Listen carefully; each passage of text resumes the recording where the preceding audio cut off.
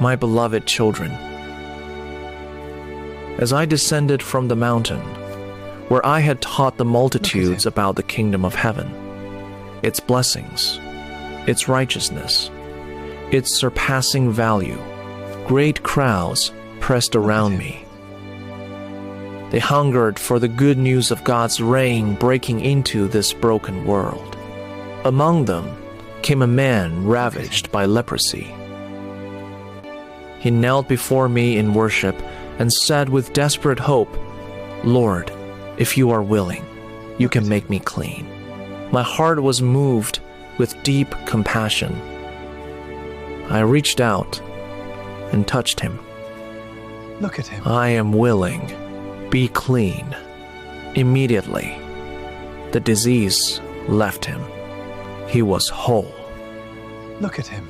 Yet I instructed him gently but firmly, "Tell no one, but go show yourself to the priest and offer the gift Moses commanded. Look at him. Let this be a testimony to them, that the kingdom has drawn near, and cleansing is here." I continued on to Capernaum. A Roman centurion approached me with urgent humility. "Lord," he said, "my servant lies at home, paralyzed and in terrible suffering." I replied, "I will come and heal him." But the centurion answered with astonishing faith, "Lord, I am not worthy for you to come under my roof. Only speak the word, and my servant will be healed. For I too am a man under authority, with soldiers under me. I say to one, 'Go,' and he goes. To another, 'Come,' and he comes." Look at him. When I heard this, I marveled. Turning to those following me, I said with solemn authority, "Truly I tell you, Look at him. I have not found such great faith in all Israel. Many will come from east and west to feast with Abraham, Isaac, and Jacob in the kingdom of heaven, while some of the children of the kingdom shall be cast out into outer darkness, where there is weeping and gnashing of teeth." To the centurion I said with warmth, "Go, let it be done just as you have believed." And in that very hour, his servant was healed. Later, entering Peter's house, I saw his mother-in-law lying sick with a high fever. I touched her hand, and the fever fled. She rose at once, full of strength, and began to serve us. That evening, they brought many to me, demon-possessed and sick. I drove out the spirits with a word and healed every disease. This fulfilled what Isaiah the prophet spoke. He himself took our infirmities and bore our sicknesses.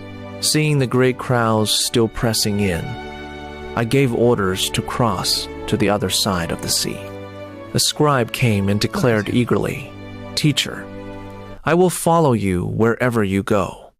I replied with quiet gravity, "Foxes have dens and birds have nests, but the Son of Man has no place to lay his head.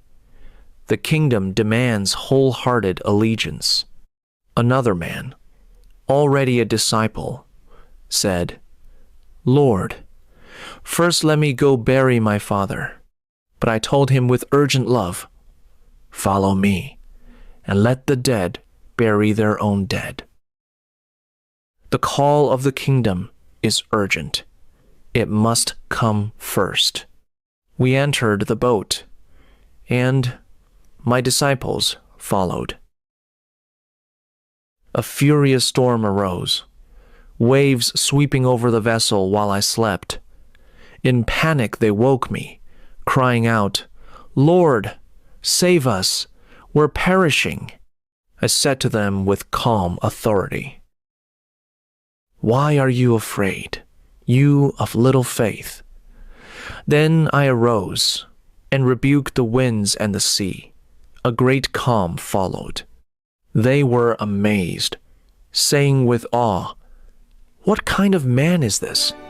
Even the winds and the sea obey him."